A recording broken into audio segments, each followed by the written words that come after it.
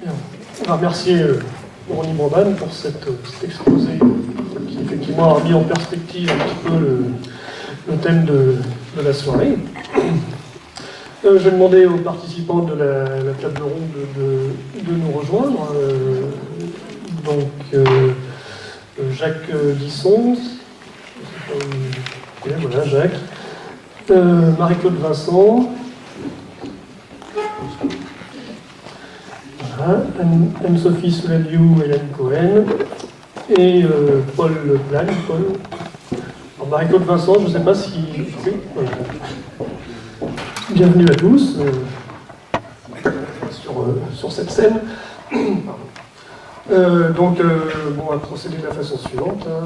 Chacun va se présenter en quelques mots. Je pense que vous avez tous le programme dans lequel vous avez une petite présentation des différents intervenants. Et chacun va rappeler en 1 ou 2 minutes qui il est, comment il est arrivé ici, et comment il s'implique pour le droit à la santé et surtout l'amélioration de l'accès aux soins qui nous réunit ce soir. Et ensuite, on repassera la parole un petit peu plus, de façon un peu plus détaillée à chacun d'entre vous pour expliquer un petit peu ce qu'il fait dans sa structure. Et ensuite, on passera la parole à la salle pour que chacun puisse interroger les uns les autres, et notamment Ronnie Brandon qui reste parmi nous pour ça. Donc, ça va.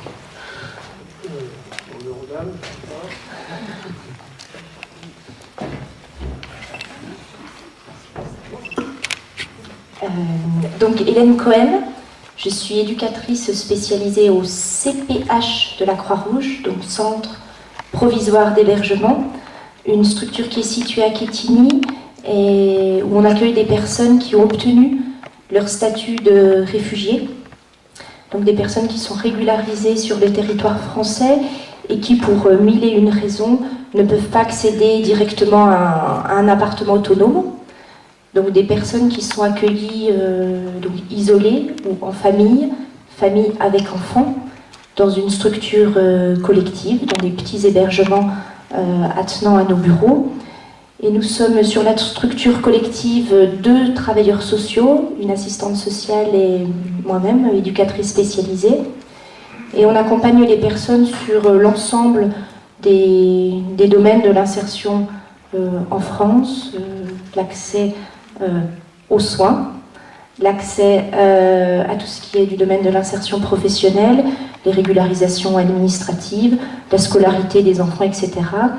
Et le projet est que les personnes, dans un délai, on va dire, de 6 mois à 2-3 ans maximum, puissent accéder à un logement autonome sur le territoire français, principalement sur l'agglomération dijonnaise. Et je vais passer la parole à Anne-Sophie qui travaille dans la même structure. Donc Anne-Sophie Soulaliou, je suis assistante sociale au Centre pour les réfugiés de Quetigny. Donc c'est le même travail qu'Hélène, sauf que moi les personnes ne sont pas hébergées dans la structure collective. Sinon, j'ai aussi été assistante sociale dans un hôpital parisien. Oui, Hélène a déjà présenté la structure, donc voilà, je peux passer la parole aux autres. Je m'appelle Jacques Disson, je suis médecin généraliste retraité. Et à la suite de différentes circonstances, j'ai été amené à m'occuper des demandeurs d'asile. Et c'est dans ce contexte que j'interviens auprès d'eux en premier recours avant qu'ils puissent accéder à une structure de soins plus élaborée quand la nécessité s'en fait sentir pour des pathologies qui sont plus complexes. Marie-Claude Vincent, j'exerce la psychiatrie et je coordonne l'équipe mobile psychiatrie précarité, donc qui dépend de l'hôpital de la Chartreuse. Une petite équipe dont la mission est de repérer et d'évaluer les soins nécessaires pour les personnes qui souffrent de troubles psychiques qui sont sans domicile. Pour la plupart, notre mission donc est de créer un lien et de les relier vers les systèmes de droit commun auxquels ils n'ont souvent pas accès, soit pour des facteurs internes, soit pour des facteurs externes. Dans notre file active, on a environ 30% d'exilés, de demandeurs d'asile, et puis donc le reste, c'est un public qui est plutôt côte-d'Orient, assez hétérogène. Nous sommes une petite équipe avec 2 infirmières temps plein, 2 psychos mi-temps, mon poste, et puis cadre de santé, assistante sociale et secrétaire. Voilà, sans lieu dédié. Donc notre mission est vraiment d'aller au devant, donc on se déplace. On se déplace vers les publics, c'est-à-dire dans la rue, dans les lieux d'hébergement d'urgence, dans les lieux de soins de santé, là où ils se trouvent. Voilà. Paul Plagne, je suis délégué Massif Mutualité, donc la mutuelle santé prévoyante du groupe Massif. Et à ce titre-là, je siège à la mutualité française dont je viens. Merci pour quelques mots de présentation. Donc là, je propose de passer la parole un petit peu plus, un peu plus approfondie aux uns et aux autres. Et peut-être commencer par Jacques Disson, qui, vous avez vu cette vidéo qui introduit la soirée, qui a été filmée en partie dans un squat, le squat Chicago à Dijon, et dans lequel Jacques nous a introduit, nous a permis de rencontrer ces gens, et qui va peut-être nous expliquer un petit peu en quelques mots quelle est l'action au quotidien, parce que c'est vraiment l'action au quotidien que seul un retraité peut-être peut faire, je ne sais pas. Quelle est ton action au quotidien Effectivement, il faut être assez disponible parce que ça demande du temps. Ça demande du temps, pourquoi? Parce que cette population immigrée qui parle pas le français le plus souvent, qui est complètement désinsérée dans sa culture, et c'est une population qui présente de gros problèmes, donc l'approche est longue. Voilà. Donc, on a pris cet exemple, et à partir de cet exemple, je pense qu'on peut pratiquement cerner certains problèmes de l'accès aux soins des demandeurs d'asile. Si on raconte l'histoire de cette dame, et dans cette salle, le personnel soignant de la PAS la connaît, parce que les premiers soignants, effectivement, qui sont en contact direct avec les personnes qui sont à la rue, ou qui sont en squat, ou qui vivent dans des conditions très difficiles, ce sont les soignants qui sont dans la salle. Il y a du personnel soignant de la PAS. La PAS, c'est une structure qui se trouve dans l'enceinte de l'hôpital du Bocage, qui est destinée à prendre en charge les personnes les plus démunies, qui souvent au départ n'ont pas aucune couverture maladie. À la PAS se trouve employée une assistante sociale à plein temps, qui est chargée de constituer les dossiers de demande de couverture maladie, c'est-à-dire l'AME, l'assistance médicale d'État et la CME. Donc, c'est le travail de l'assistante sociale, et les assistantes sociales des différents services de l'hôpital aussi assurent ce travail pour constituer les dossiers de couverture maladie. Sans couverture maladie, il n'y a pas de prise en charge de soins. Donc c'est une étape très importante. C'est aussi pour ça que la plupart des gens très démunis sont pris en charge par l'hôpital, parce que c'est à l'hôpital que se trouvent réunies ces deux étapes importantes, ces deux professionnels importants que sont le professionnel qui s'occupe du social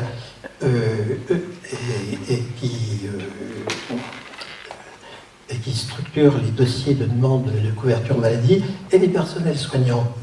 Donc médecins, infirmières et assistantes sociales se trouvent dans le même endroit, dans le même lieu, travaillent ensemble et offrent une aide complète à la personne qui est démunie.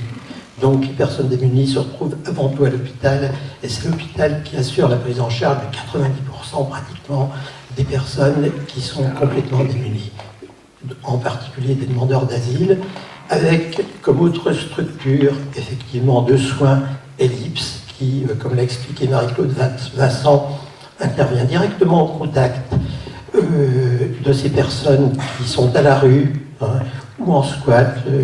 L'équipe de Marie-Claude Vincent intervient dans les squats. Donc, pour revenir à l'exemple de cette dame, et comment s'est fait sa prise en charge, comment a-t-elle accédé aux soins, hein. D'abord, elle est arrivée de Géorgie, elle s'est retrouvée à Dijon, et à la rue, et elle a pu trouver une place dans un squat.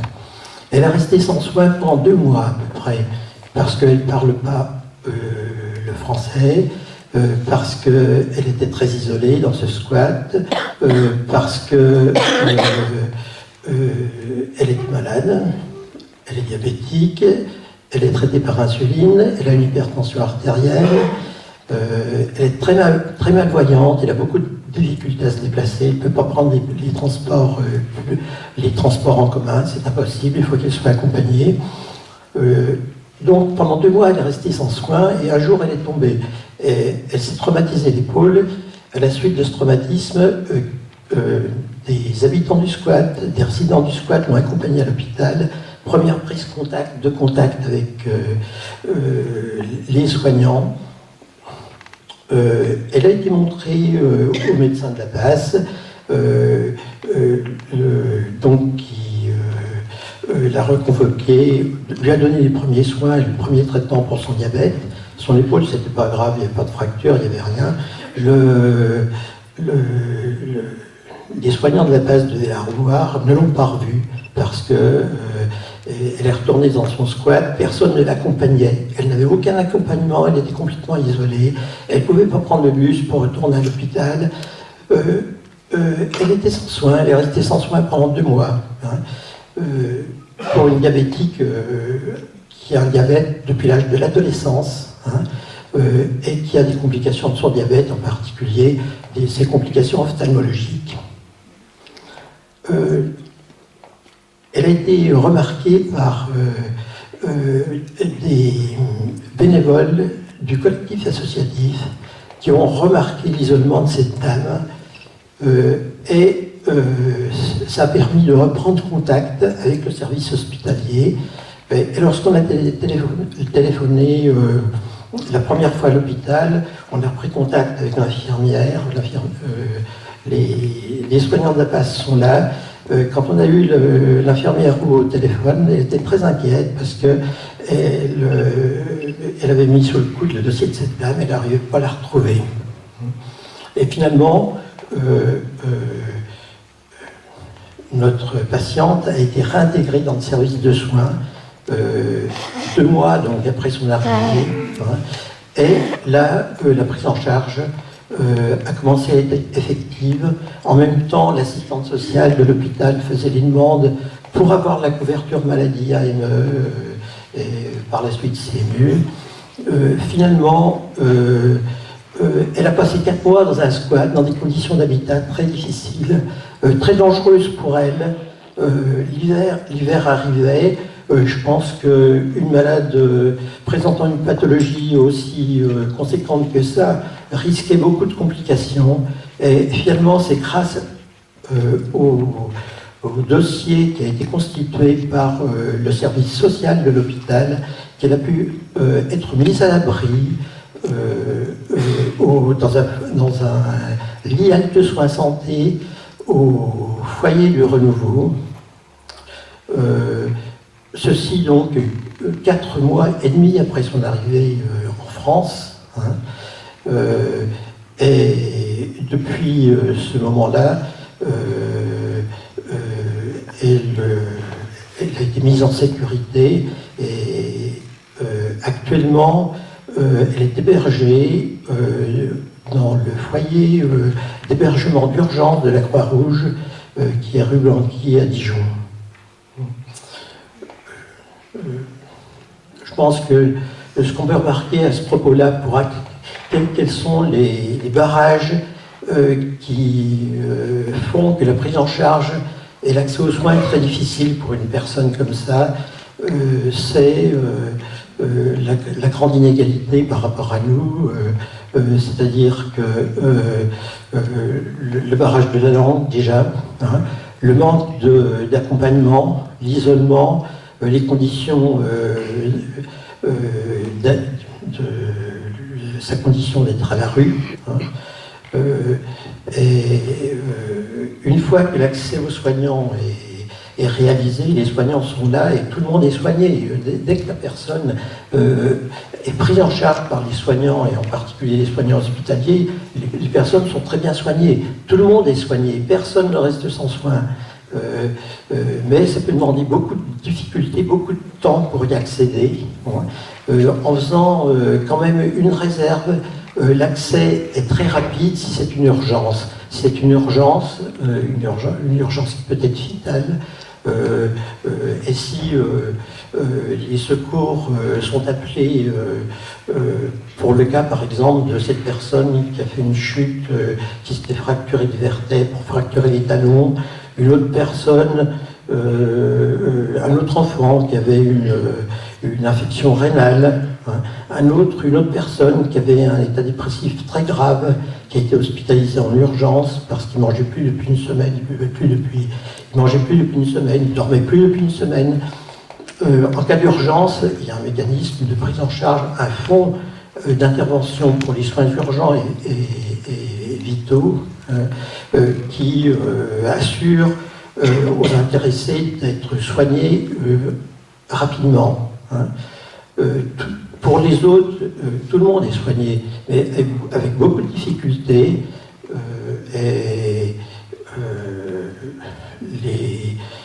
Une fois l'accès aux soignants réalisé, le personnel soignant, le personnel hospitalier surtout, assure des soins qui sont remarquables et d'un grand professionnalisme. Je pense que le problème, effectivement, de la santé pour ces personnes dans une situation d'inégalité aussi grande par rapport à nous, le problème crucial pour leur santé, c'est aussi le problème de l'hébergement, et c'est aussi, bien entendu, un problème politique. Hein. Voilà. Merci Jacques pour ce témoignage. Et je pense que la transition est toute trouvée, effectivement.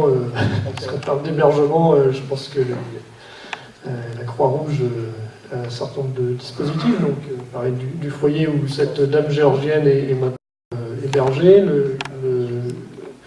le centre d'hébergement à Catigny. Donc, je laisse Hélène ou Anne-Sophie nous expliquer un petit peu tous ces dispositifs qui sont proposés. Je veux dire que l'accompagnement est très important.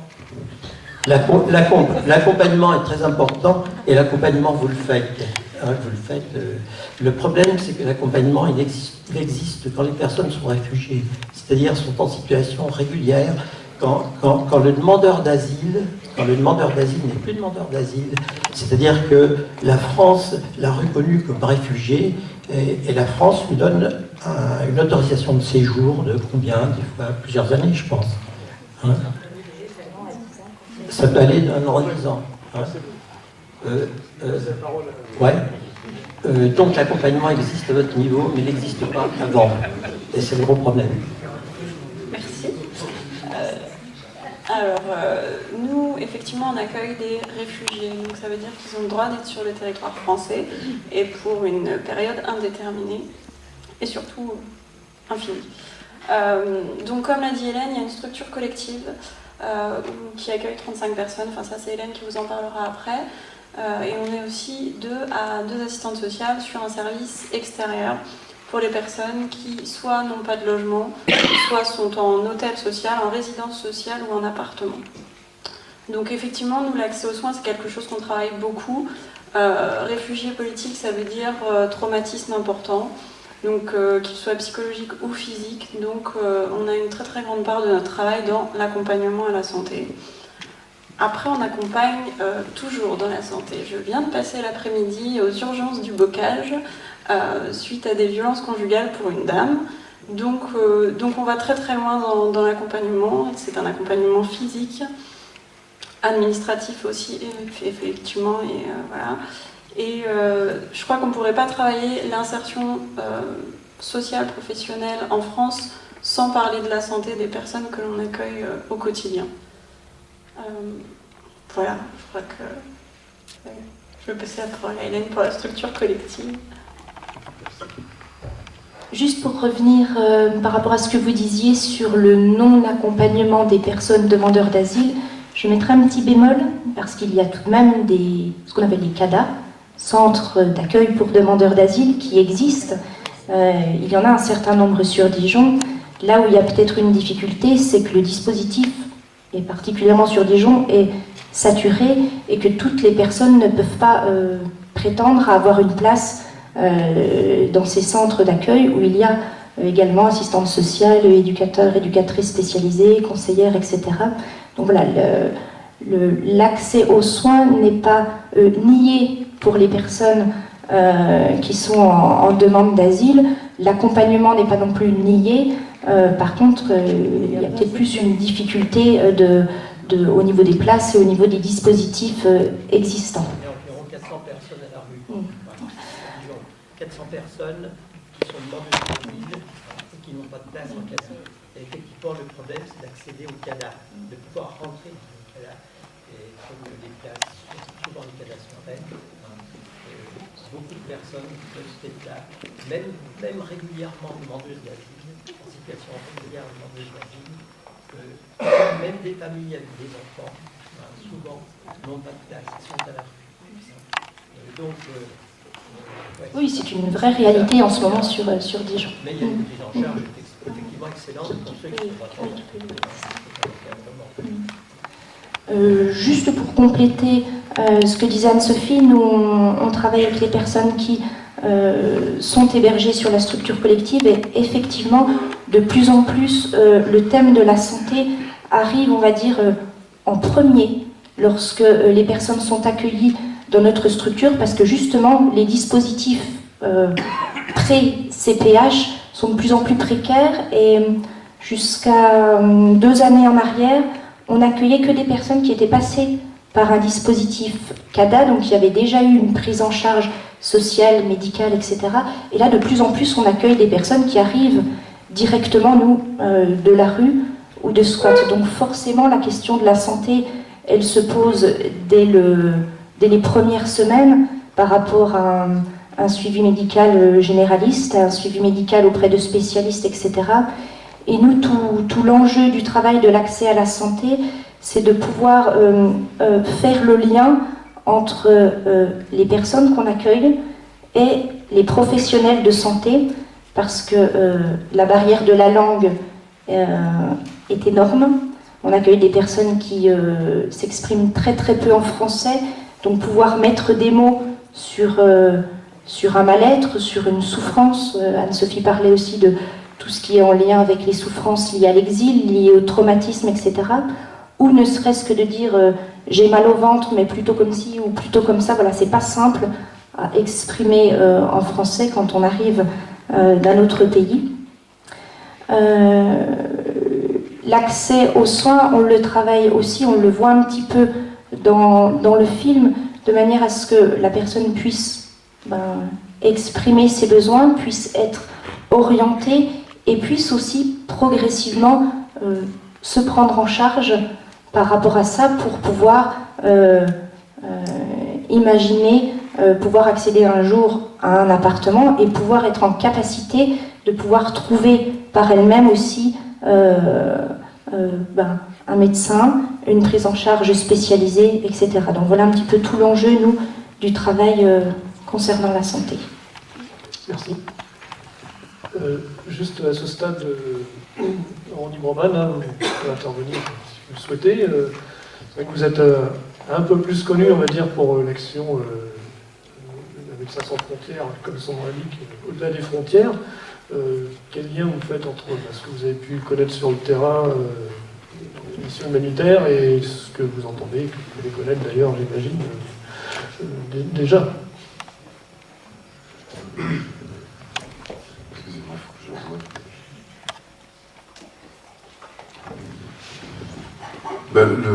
Le lien d'abord, c'est l'esprit.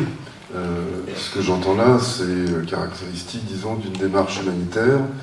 On va vers des gens qu'on ne connaît pas, auxquels rien ne nous relie, et puis on tâche de les aider à améliorer leur sort. Donc là, on est vraiment typiquement dans un cadre humanitaire, donc c'est un premier rapprochement.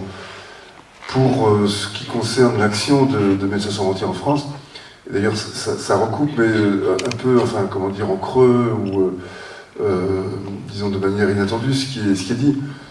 MSF ne s'est jamais vraiment, contrairement à Médecins du Monde, qui a tout de même, qui le fait, MSF ne s'est jamais vraiment développé en France. On a commencé à travailler à la fin des années 80, en établissant donc ce qu'on appelait une mission France, au service des gens qui étaient en fin de droit. C'était au moment de l'irruption, disons, de la notion de grande pauvreté, le moment où les effets sociaux de la crise ont commencé à vraiment devenir visibles. Et ça a duré une dizaine d'années jusqu'à l'adoption, jusqu'au vote de la CMU, moment auquel on a décidé de se retirer pour ne pas rentrer dans une sorte de compétition avec la CMU. Et de fait, depuis donc, la fin des années 90, MSF travaille dans des marges auprès de demandeurs d'asile,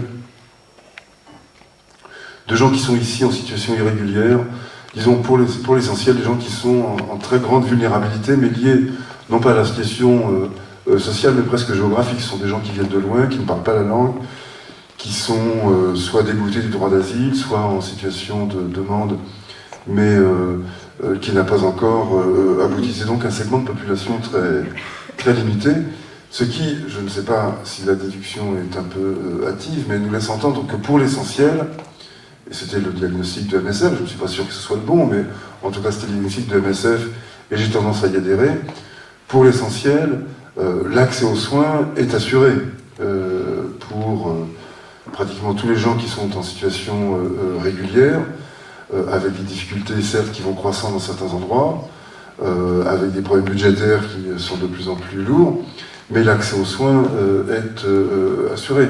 Ce qui est tout de même à saluer. Enfin, toutes les nouvelles ne sont pas forcément bonnes, donc ce sera mon commentaire du moment. Merci. Donc, on va repasser le micro à Marie-Claude Vincent, donc, qui est à Ellipse, donc au CHS de Dijon, c'est ça? Oui, enfin, nous ne sommes pas au CHS, nous sommes dehors. Hein, plutôt. D'accord. Voilà, je vais retourner un petit peu en amont, puisque je suis sur le même terrain que le docteur Disson. Plutôt nous nous adressons à des personnes qui ne sont pas hébergées, hein, donc soit exilées, soit locales.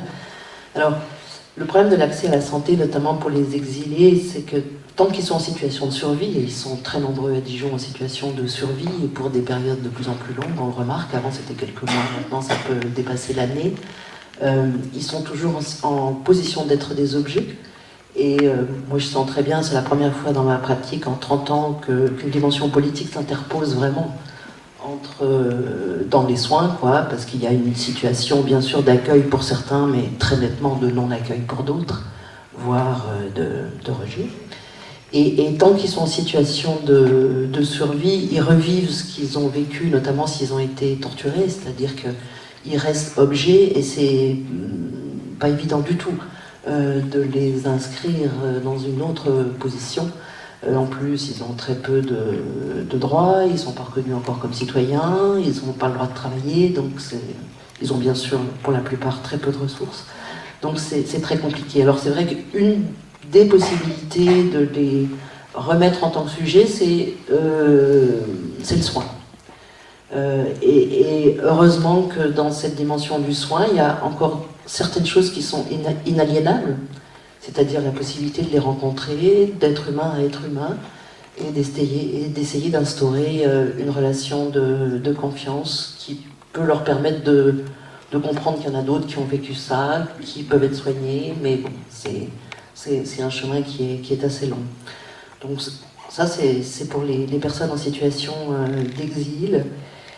Il y a aussi une particularité, moi qui m'a beaucoup étonnée depuis que je pratique là à l'extérieur comme ça, enfin dehors, c'est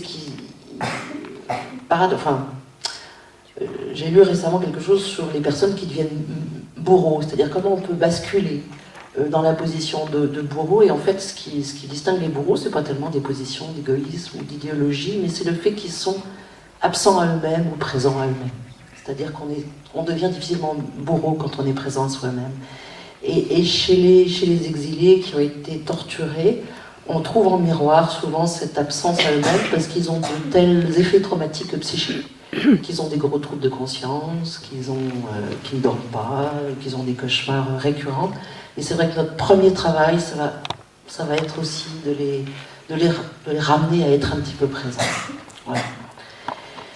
Pour les non-exilés, les autres, qui sont aussi très très nombreux, à vivre dans la rue, dans des squats ou dans des lieux assez improbables, on retrouve d'autres types de facteurs qui gênent l'accès aux soins. Ça peut être bien sûr des prises de toxiques, parce qu'il faut survivre. Ça peut être des troubles psychiques, parce que le nombre de personnes qui ont des troubles psychiques a beaucoup augmenté. Le nombre de sans-domicile a triplé en 10 ans. Et parmi eux, il y a 50 à 60% de personnes qui ont des troubles psychiques plus ou moins graves, mais quelquefois sévères. Ça peut être une position de méfiance par rapport à la psychiatrie. Et très très souvent, et ça c'est pratiquement tout le temps, il y a une dimension de vécu d'exclusion, d'auto-exclusion, de honte, qui fait qu'il n'y aura pas de demande. Et là aussi, tout notre travail va être de pouvoir déclencher un lien, d'abord déclencher un contact, et puis créer un lien de confiance, et c'est quelquefois long et complexe, mais c'est aussi l'intérêt du travail. Merci. Alors bon, là, on a les excuses d'Alexandra Leblévec, qui est infirmière au SDAT, la Société dijonnaise d'assistance par le travail, donc qui s'occupe notamment de foyers d'hébergement. Donc il nous manquera, on va dire, un témoignage ce soir. Donc on va passer maintenant à Paul Blagne, qui est donc un militant mutualiste, notamment dans la santé, au sein de Massif Mutualité et de la Mutualité Bourgogne et la Mutualité Bourguignonne. Et donc là on a parlé des personnes exilées, demandeurs d'asile, des personnes exclues. Mais ce qu'on peut parler maintenant effectivement des dispositifs qui existent, qui sont peut-être pas assez connus, comme ça a été dit dans le film, pour des personnes qui sont en situation de précarité, mais qui ont quand même des droits qui sont intégrés, on va dire, et notamment la CMU, la CS. Est-ce qu'on peut parler de ce genre de dispositif? Oui, après des paroles de soignants ou de travailleurs sociaux, c'est plutôt une parole de mutualiste que je vais porter. Pour reprendre l'expression de René Broman, je ne suis pas sûr que l'accès aux soins soit acquis. Je prendrai 3 points. Vous avez des problèmes dentaires, vous avez des problèmes de vue, ou vous faites hospitaliser. Dans ces 3 cas-là, au moins, le régime obligatoire ne prend pas en charge. Il ne prend pas en charge. Si vous n'avez pas une complémentaire santé, vous ne pouvez pas vous faire soigner. Alors, revenons aux personnes qui ont de faibles revenus. C'est vrai que la CMU et la CMUC permettent à des personnes qui ont de faibles revenus, effectivement, d'avoir cette complémentaire. Mais pour prendre un exemple, un handicapé aujourd'hui qui touche l'allocation pour adultes handicapés a des revenus trop importants pour bénéficier de la CMU et CMUC. Alors, on a rajouté l'aide à la complémentaire santé, qui est en fait un chèque qui permet de couvrir cette complémentaire santé. Donc, vous voyez que cette complémentaire santé, évidemment, elle est meilleure si elle est portée par une mutuelle, par le nom d'une mutuelle, mais c'est très important de parler de l'accès aux soins. C'est une expression qui est portée par la mutualité française, hein, par tous les mutualistes, mais il faut bien avoir conscience de cette nécessité-là. Alors, une fois que j'ai dit ça, je ne veux pas engager le débat sur les dépassements d'honoraires, je ne sais pas quel mot utiliser, qui sont insupportables. Il faut savoir qu'avec la CMU et la CMUC, théoriquement, il n'y a pas, un médecin ne peut pas, un professionnel ne peut pas pratiquer le dépassement d'honoraires, donc ça garantit toujours ce minimum de choses. Par contre, je ne suis pas sûr que ce soit aussi simple. Par exemple, à l'hôpital, aujourd'hui, sur Dijon, aussitôt que l'hôpital général sera fermé, vous n'aurez pratiquement que les chambres particulières sur Dijon. Si vous n'avez pas une complémentaire santé qui prend en charge le forfait hospitalier à la chambre complémentaire, vous avez 60 € par jour à sortir. Voilà les chiffres. Donc, alors peut-être qu'avec ce fameux avenant qui fait couler beaucoup d'encre, qui a été signé entre